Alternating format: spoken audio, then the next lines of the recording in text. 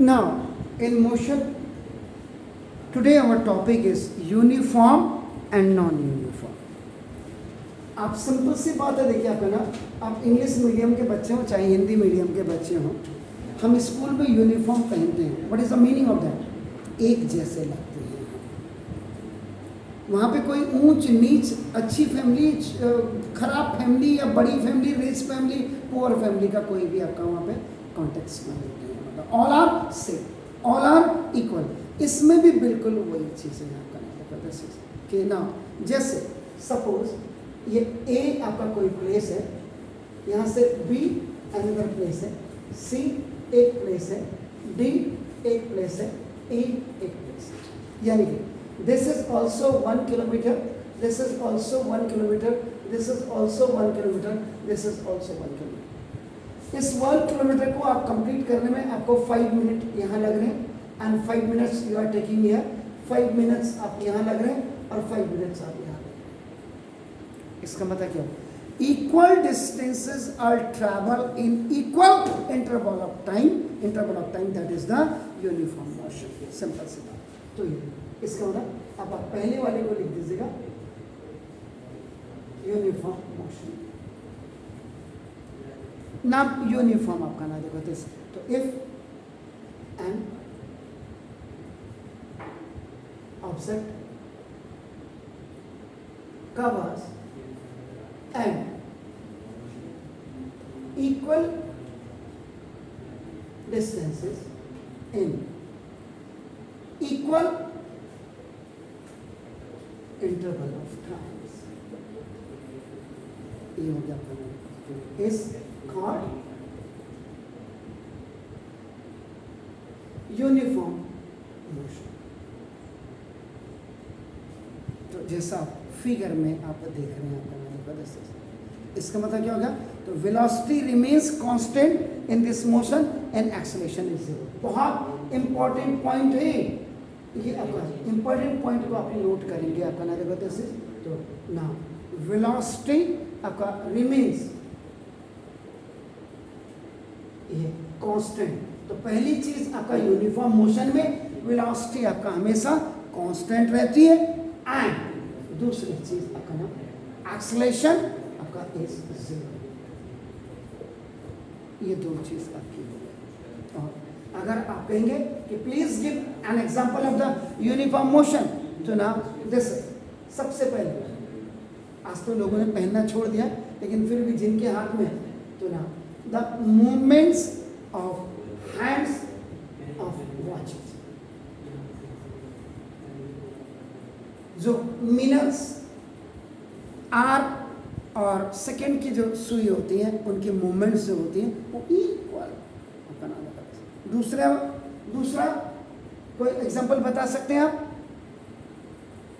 The rotation of earth की rotation होती है आपका नाम about its axis.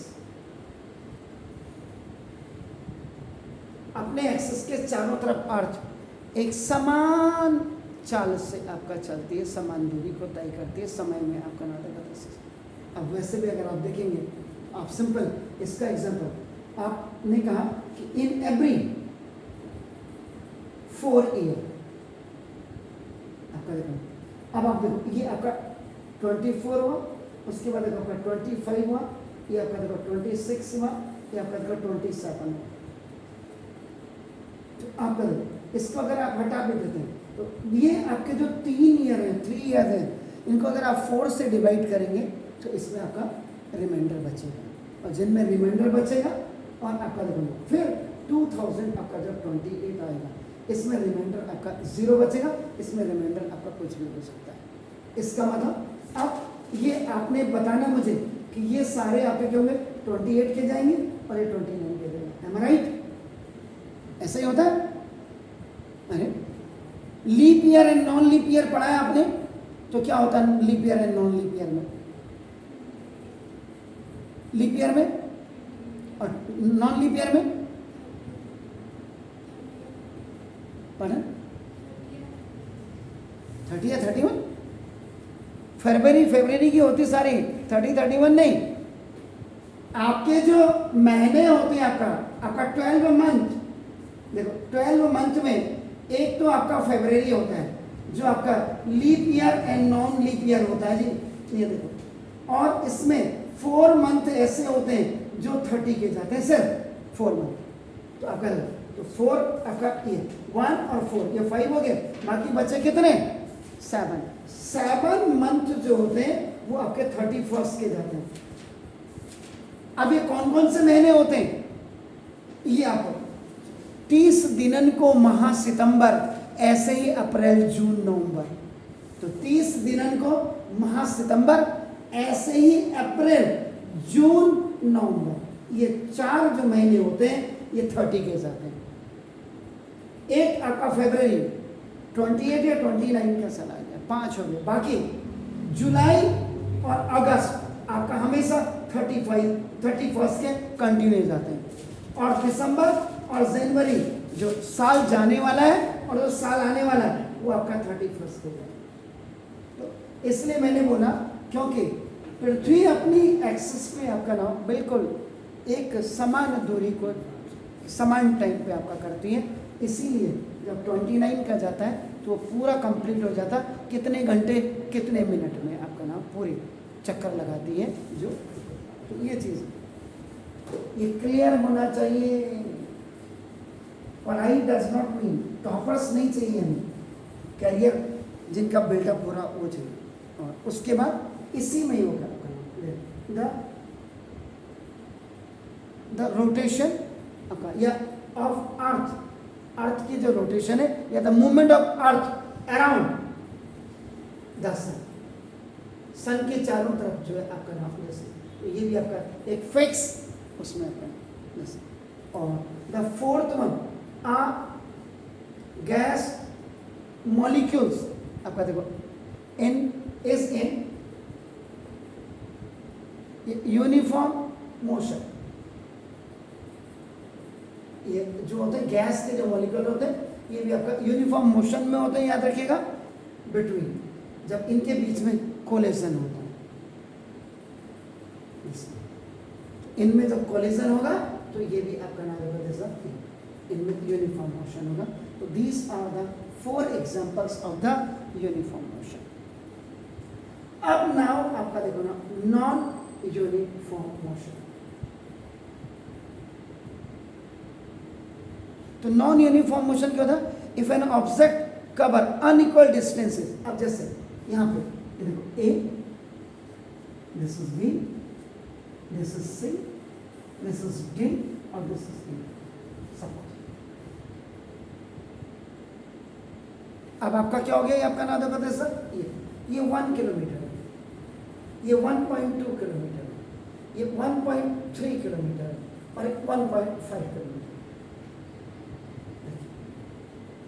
All are different, लेकिन यहां जाने में भी आपका देखो you are taking 5 minutes for completing this distance, you are again taking 5 minutes and for this you are taking आपका 5 minutes and this is 5 minutes. इसका मतलब अनइक्वल डिस्टेंस को आपका इक्वल इंटरवल ऑफ टाइम में आप जो कवर करते हैं वो आपका नॉन यूनिफॉर्म मोशन होता है, याद रखिए। इसका मतलब इफ एन ऑब्जेक्ट आपका covers an unequal distances in equal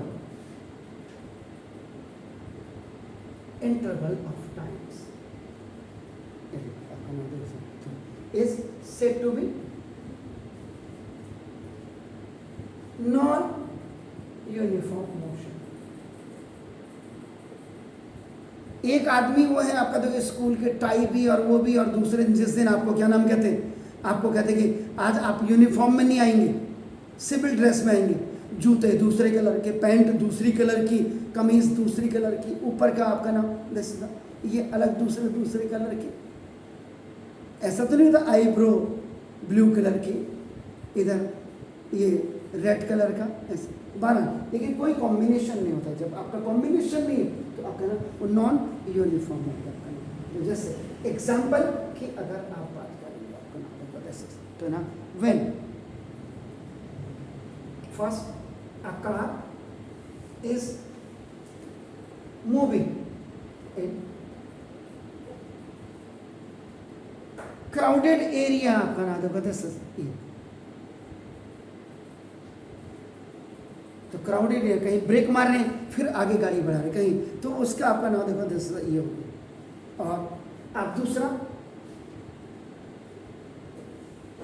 a person is jogging in a park, कोई आदमी आपका जॉगिंग कर रहा है आपका पार्क में, आपका नाम देखो दिस इज थर्ड। अब बस आपका नाम देखो मूविंग ऑन ए हिली ट्रैक, मोड़ कम है तो ड्राइवर भाग रहे हैं, मोड़ ज्यादा है तो आपका ब्रेक लेकर के आपका कर रहा है आपका नाम तो और इसी में आपका चौथा आप दे सकते हैं, फोर्थ भी यू कैन गिव आपका नाम freely falling stone under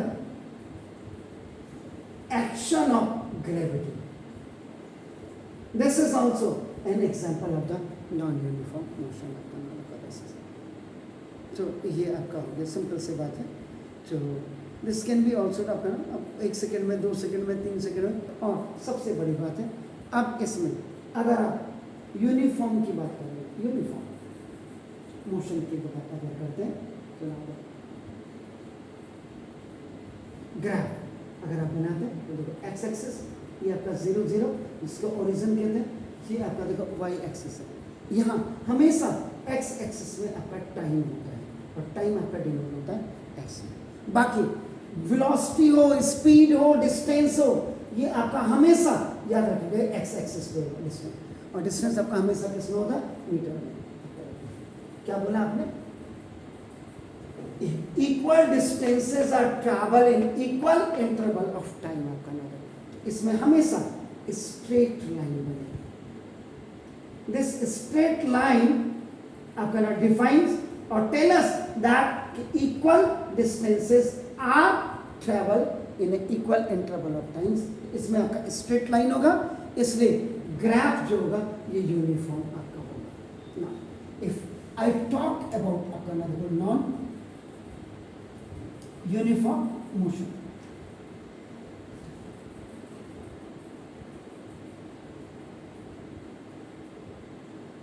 origin point, this is your y axis।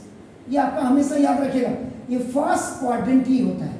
First quadrant का मतलब x एब्सिशा और y ये आपका प्लस प्लस होता है आपका, हमेशा याद रखिएगा। चलो ये जो x एक्सिस है इसमें हमेशा टाइम ही होता, ओनली टाइम सेकेंड। और यहाँ आपका क्या होता है, मैंने कहा यहाँ डिस्टेंस भी होगा, तो यहाँ स्पीड भी होगी, यहाँ वेलोसिटी भी होगी, याद रखिएगा। तो ये आपका डिस्टेंस है एंड डिस्टेंस इज आपका always its unit is metre, ये आपका वाई एक्सिस है। ये स्ट्रेट लाइन होगी तो यूनिफॉर्म होगा, और अगर आपका जिगजैग होगा, ऐसे कर्व होगा तो कर्व का मतलब आपका नाम देखो this is non uniform. This ये लिखा है, तो इसमें सर्पेंटाइन या कर्व अगर आपका होगा, इसका मतलब क्या होगा कि जो आपकी अनइक्वल डिस्टेंसेस थी वो इक्वल इंटरवल ऑफ टाइम में पूरी तो की गई, आपका that is a non uniform motion. तो the graph of the uniform motion is always straight line, where is the graph अपना जो non uniform motion is the curved line. आपका ये कर्व्ड लाइन होती है, याद रखिएगा। These are the definition and the example of the uniform motion and the non-uniform motion. Please do it.